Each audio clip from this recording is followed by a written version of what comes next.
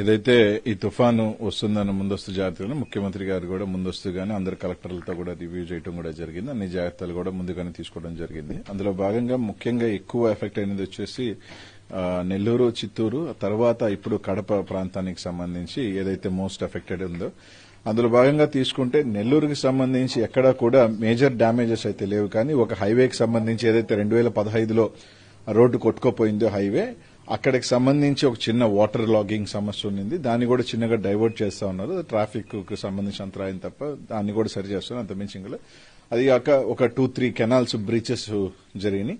So అక్కడ కూడా ఆ ప్రాంతాల్లో బ్రీచెస్ జరిగినా కూడా అక్కడెక్కడ కూడా పంట వేయలేదు కాబట్టి ఆ ప్రాంతాల్లో కూడా సో అక్కడ పెద్ద డ్యామేజ్ జరగలేదు.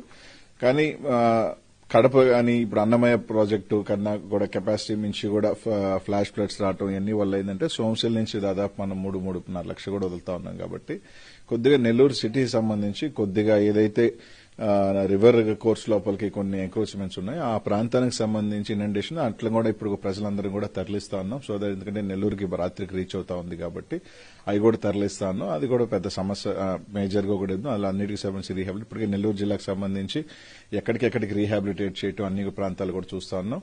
అలాగే కొన్ని నియోజకవర్గాలు కావిలి అన్ని కూడా చెరువులన్నీ కూడా నిండటం కొద్దిగా పారటం కానీ ఎక్కడా కూడా ఇప్పుడు దాకా అయితే కూడా డ్యామేజెస్ పెద్దగా ఒక 2-3 బ్రీచెస్ తప్ప అవి కూడా అడ్రస్ చేస్తా ఉన్నాం.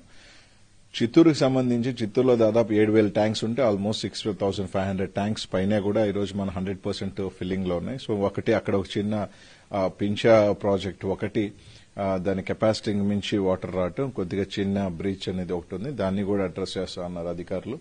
సో ఇంకెక్కడ అగ్రికల్చర్ డ్యామేజ్ అయిందండి వన్స్ ఇది మనం తగ్గిన తర్వాతే దాన్ని అంచనా వేసుకోగలుగుతాం. యాజ్ పర్ నెల్లూరు జిల్లా తీసుకుంటే 2 వీక్స్ మనం వరి నాట్లు సోయింగ్ అనేది ఒక 2 వారాల క్రితమే స్టార్ట్ చేశారు కాబట్టి సో మేజర్ డ్యామేజ్ అంటూ పెద్ద లేదు. యాజ్ పర్ నెల్లూరు జిల్లా కూడా తీసుకుంటే ఇంకా నార్మల్ గా వర్షాలు పడినప్పుడు కరెంటు స్తంభాలు పడటం అవన్నీ కూడా రెక్టిఫై చేస్తున్నాం. చెట్లు కొన్ని దగ్గర ప్రాంతాల్లో పడటం జరిగింది. ఇవన్నీ కూడా అడ్రస్ చేస్తా ఉన్నాం అధికారులంతా కూడా.